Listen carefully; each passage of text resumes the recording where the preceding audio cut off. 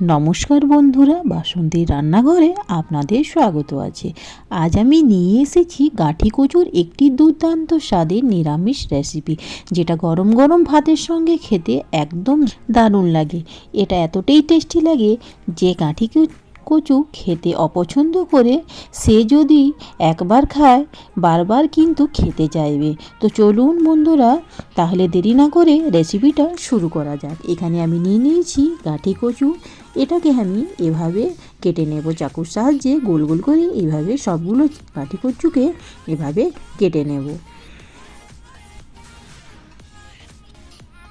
সবগুলো গাঁঠি কচু আমার কাটা হয়ে গেছে। এর মধ্যে আমি দিয়ে দিলাম 1 চামচ নুন, 1 চামচ হলুদ, আর আমি দিয়ে দেবো আধা চামচ লঙ্কা গুঁড়ো। এগুলোকে আমি ভালোভাবে মিক্স করে নেব। সবগুলো গাঁঠি কচুতে আমার মাখানো হয়ে গেছে। এখন আমি প্যানের মধ্যে দিয়ে দিলাম 2 চামচ সাদা তেল, এবং এখন আমি গাঁঠি কচুগুলোকে ভালোভাবে ভেজে নেব। লাল লাল করে গাঁঠি কচুগুলো সবগুলোকে গ্যাসের ফ্লেমটা মিডিয়াম রেখে এগুলোকে ভেজে নেব।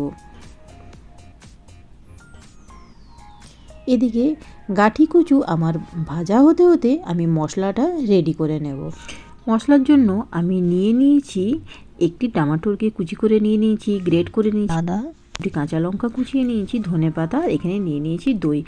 দইয়ের মধ্যে আমি দিয়ে দিলাম 1 চামচ ধনে গুঁড়ো, আধা চামচ লঙ্কা গুঁড়ো, 1 চামচ জিরে গুঁড়ো, আর হাফ চামচ আমি দিয়ে দিলাম গরম মশলা। ভালোভাবে দইয়ের সঙ্গে এটা আমি মশলাগুলোকে মিক্স করে নেব।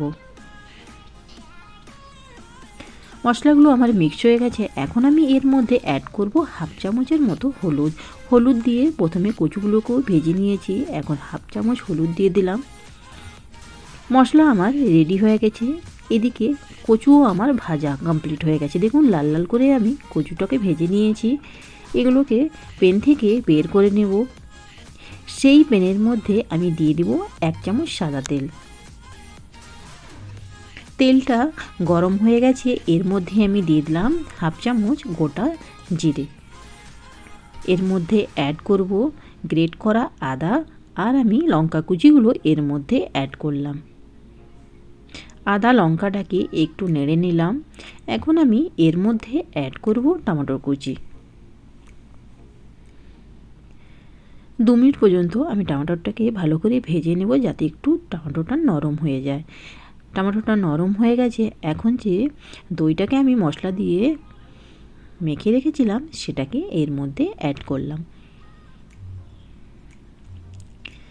গ্যাসের ফ্লেমটাকে আমি মিডিয়াম করে মশলাটাকে ভেজে নেব। এর মধ্যে এখন আমি দিয়ে দেবো আধা চামচ হলুদ, আর দিয়ে দেবো 1 চিমটির মতো নুন দিয়ে ভালোভাবে ভেজে নেব মশলাটাকে 5 মিনিট।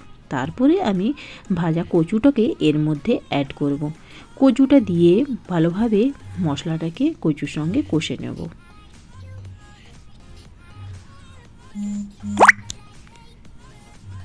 দশ মিনিট মশলাটা আমার কচুর সঙ্গে কষা হয়ে গেছে। দেখুন এর মধ্যে কালারটা কি সুন্দর এসেছে। এখন আমি এর মধ্যে অ্যাড করব আধা ক্যাপসিকাম অপশনাল আছে, আপনারা দিতেও পারেন, না তো এটাকে স্কিপ করতেও পারেন। 10 মিনিটের জন্য আর একটু আমি মশলার সঙ্গে, যতক্ষণ না ক্যাপসিকামটা আমার সিদ্ধ হয়ে যায় ততক্ষণ একে ভালোভাবে কষে নেব। কচু আর ক্যাপসিকামটা ভালোভাবে দুটোই আমার মশলার সঙ্গে ভালোভাবে কষানো হয়ে গেছে।